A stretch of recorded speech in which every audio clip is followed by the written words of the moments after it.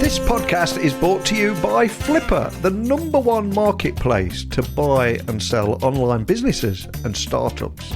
So if you own or run your own online business, have you considered selling your site, your store, your tech, or your app? Well, with world-class combined matching technology, dedicated brokers, and end-to-end services, all at the most efficient price, Flipper makes selling your online business simple.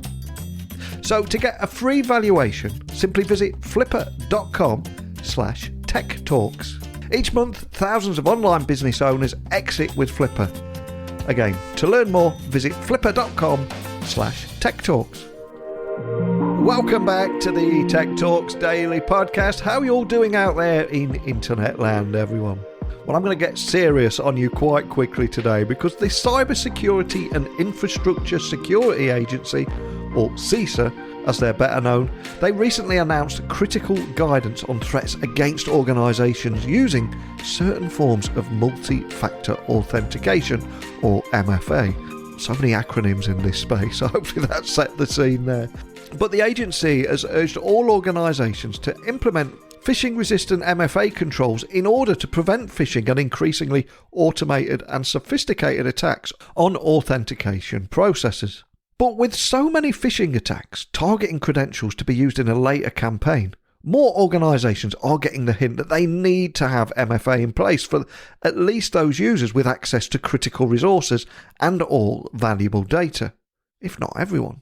But what happens when the threat actor already has the credentials but doesn't have the additional form of authentication? Given CISA's guidelines, I've invited Sally Vincent, Threat Research Senior Engineer at a company called LogRhythm today. And she's going to join me in a discussion about how organisations can identify unusual authentication activity and explore mitigation strategies to stay one step ahead of phishing attacks with a more proactive than reactive approach. So you know what time it is. Buckle up and hold on tight because wherever you're listening in the world, I'm going to beam your ears all the way to the mountains of Colorado, where Sally is going to connect with us using Starlink, which means she has already secured cool guest status before even arriving. But let's make that connection now. So a massive warm welcome to the show. Can you tell the listeners a little about who you are and what you do? So my name is Sally Vincent, and I'm a senior threat research engineer at LogRhythm. LogRhythm, if you don't know, is a SIEM, security information and event management software company. The threat research team that I'm on, we create threat detection content for LogRhythm, like MITRE attack detections and other threat detection rules. We keep up to date with the latest threats and technologies to help educate our customers and secure their networks. I myself am especially focused on reverse engineering and threat hunting. A little bit of background, I started my career as an electrical engineer with an emphasis on programming and computer systems. I really enjoyed electrical engineering work, but I quickly became more interested in what IT security was doing than my own work. And so that's where I've been for a long time now in various roles like administration, consulting, and research. Fantastic. And there's so many reasons I was excited to get you on the podcast today. But here we are in the beginning of 2023. But in October last year, CISA announced critical guidance on threats against organizations using certain forms of multi-factor authentication. And for anyone that missed that, would you mind just offering a brief overview of what was said? Because it was a pretty big news, wasn't it? Oh, absolutely. And I've been seeing so much of this recently. So the Cybersecurity and Infrastructure Security Agency in the US released 2 fact sheets to highlight threats against accounts and systems using certain forms of multi-factor authentication. If you go to their website, they have a really nice PDF on phishing-resistant MFA that you can download publicly. So CISA strongly urges all organizations to implement phishing-resistant MFA to protect against phishing and other attacks like MFA fatigue. Phishing-resistant MFA is something that utilizes PKI or FIDO2 web authentication, and physical tokens like smart cards or USB keys for authentication. The PKI and smart card based MFA is going to be a little bit trickier to implement because you have to have that PKI infrastructure, and it's less widely supported than FIDO2.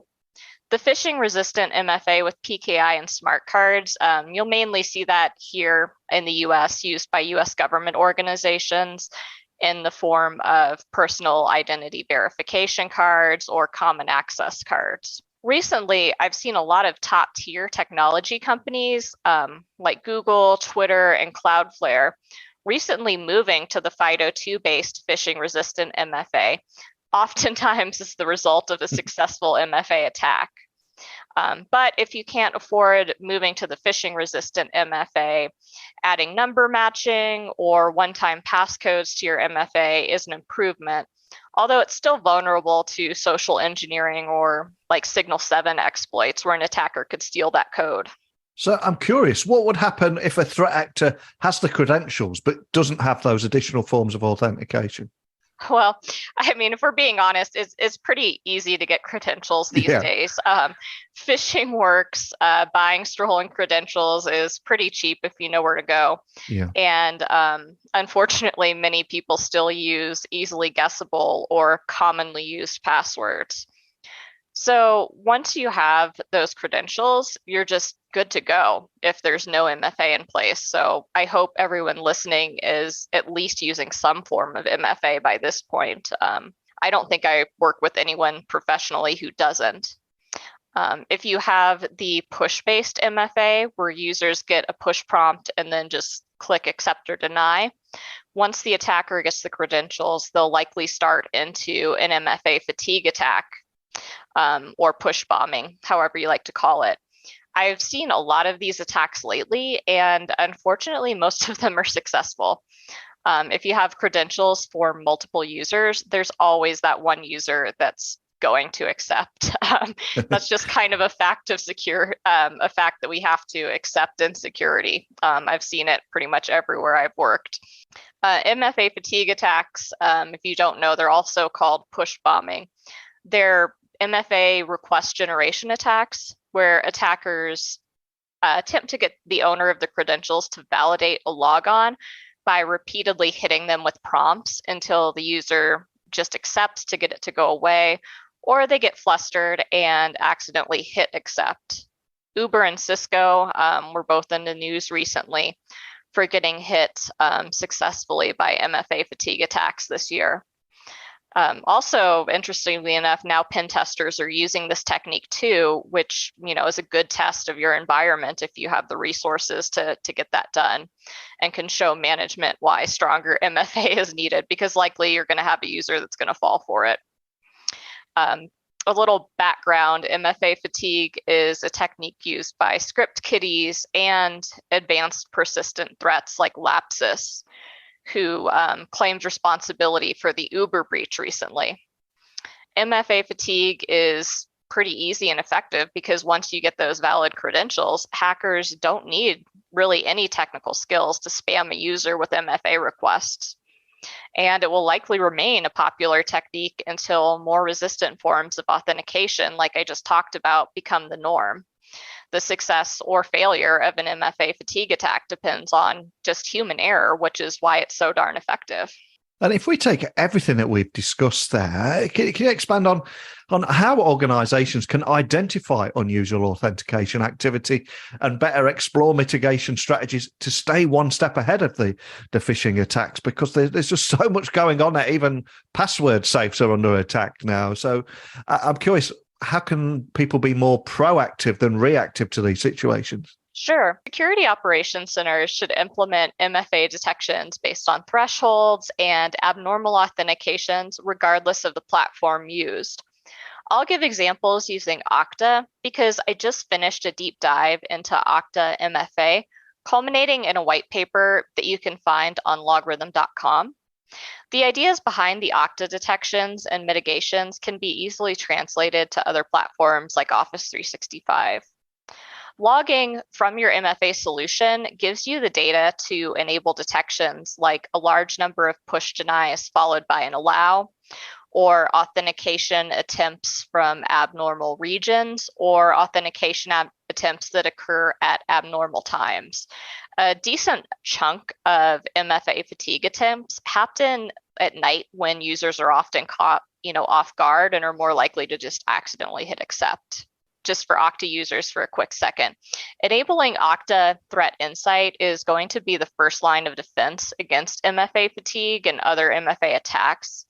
Okta Threat Insight aggregates data about sign-on activity across their customer base to analyze and detect malicious IPs.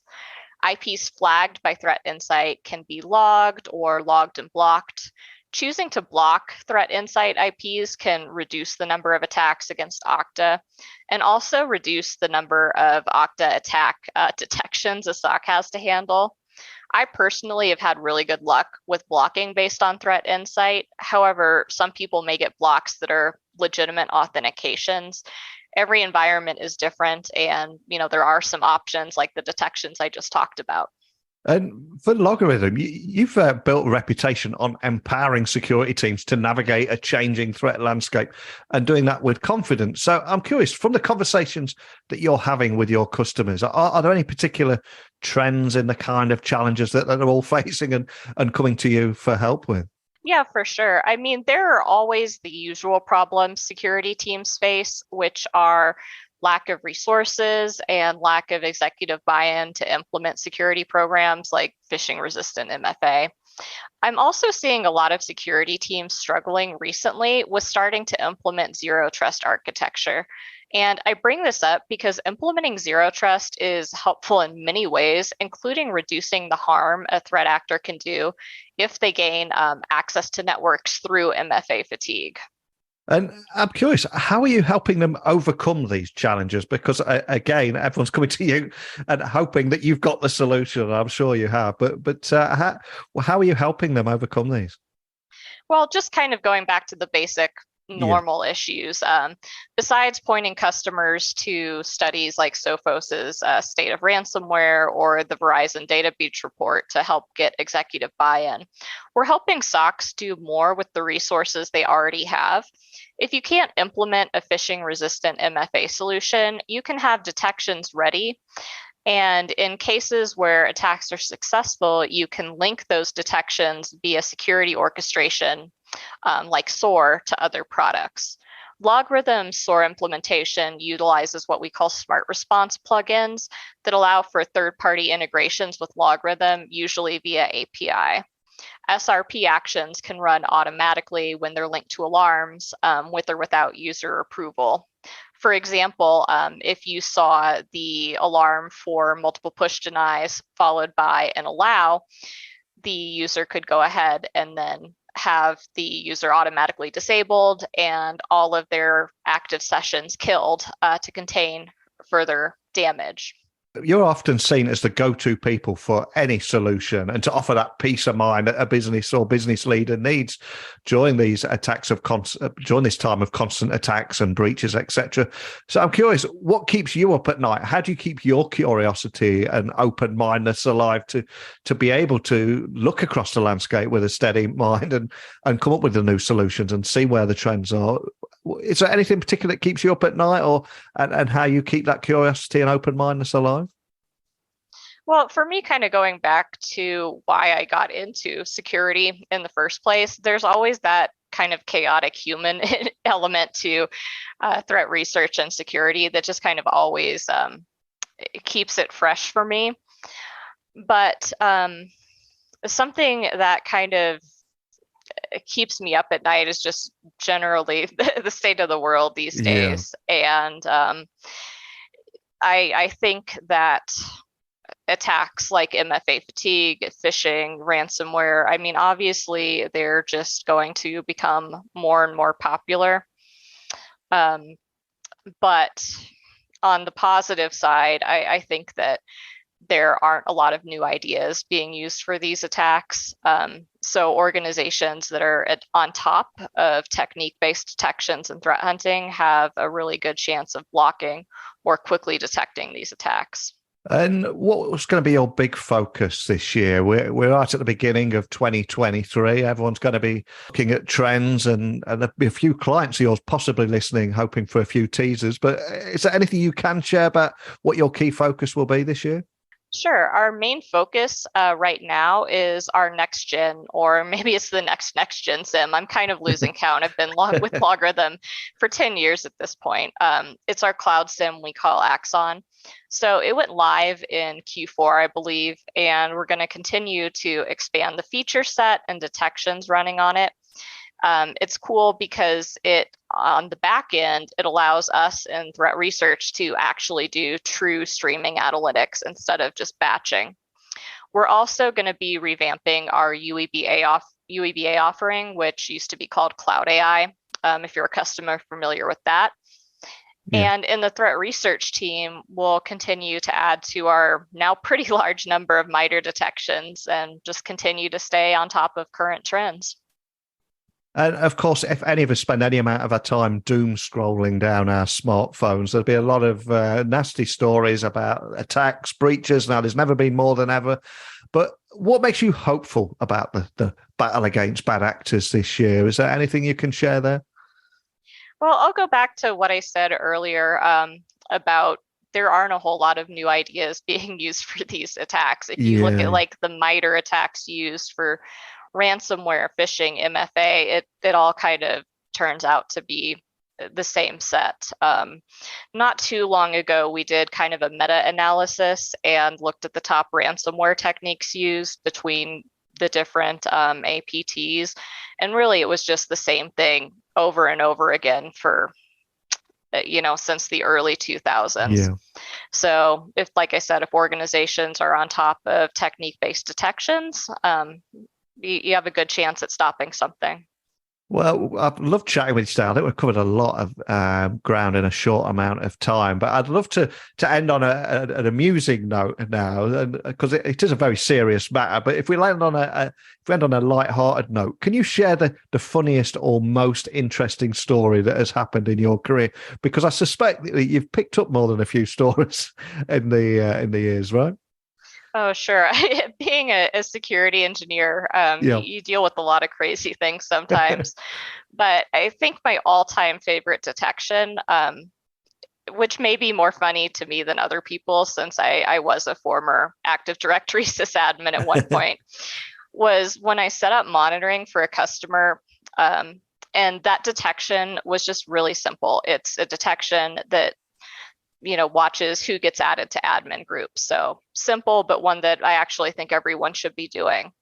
And when I put that detection rule on, it immediately uncovered a really terrible GPO that made every domain user a local admin on every host in the organization.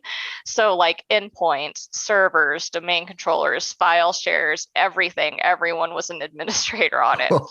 So it's really lucky we caught that before a threat actor did. And then that GPO was fixed. And then a month later, it got implemented again by accident and detected again.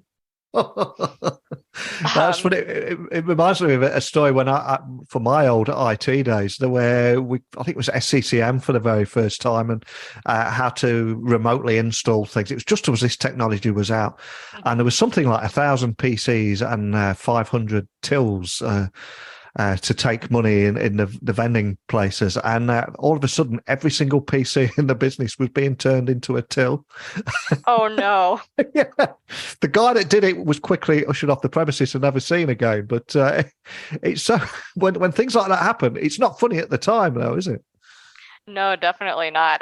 Back in the day, I mean, maybe this will come back a little bit, but I've seen a lot of Bitcoin mining, and sometimes like installed by the internal IT teams themselves. And it's quite funny when like Windows Explorer is suddenly using all of the resources on every single computer in the company. I mean, not funny at the time, but in hindsight. 100%. Well, I've loved chatting with you today, but before I let you go, for anyone listening wanting to find out more information about LogRhythm or even contact a member of your team, what's the best starting point for everything? Sure. So at logrhythm.com, you can find information about our team, as well as the company, and blogs and white papers that I authored, including the one about Okta MFA that I discussed earlier. You can also find me directly on LinkedIn if you search for Sally Vincent. I'm not really a big social media person, but I am on there sometimes. I'm also sometimes on the LogRhythm Labs GitHub, where you have a couple of interesting scripts. I also do a lot of webinars, so you can find me online. I've done a few with Ultimate Windows Security within the past year or so. Love it. And thank you for coming on today, especially for discussing how organizations can identify unusual authentication activity, exploring mitigation strategies to stay one step ahead of the phishing attacks with a more proactive than reactive approach. But more than anything, just thank you for sharing your insights, sitting down with me, and that amusing story to end on too. But thanks for sitting down with me today, Sally. Thank you. It's been a good time. So we started the podcast today talking about the Cybersecurity and Infrastructure Security Agency's advice and how they were urging all organisations to implement phishing-resistant multi-factor authentication controls. And then we've also heard from Sally Vincent, Threat Research Senior Engineer at LogRhythm, to discuss how organisations can identify unusual authentication activity and also explored the mitigation strategies to stay one step ahead of phishing attack. And I've moderated the whole conversation. But now I want to turn the microphone over to you. You've heard me, you've heard today's guest. What are your thoughts, experiences? I'm sure you've got things to share that we can then reshare on this podcast and help each other. That is the reason I record this every single day, 365 days of the year. So please, I want to hear from you. Questions, comments, different sides of the argument, pictures to come on the podcast, whatever it may be. Email me directly, techblogwriter@outlook.com. Tell me where you listen to the podcast so I can stick a little pin on my map and know where you're listening. And also, I cordially invite you to join me again tomorrow. We're going to do it all again with a different guest and a different topic. That's just how we roll here. So hopefully you'll join me again. But a big thank you for listening today. And until next time, don't be a stranger.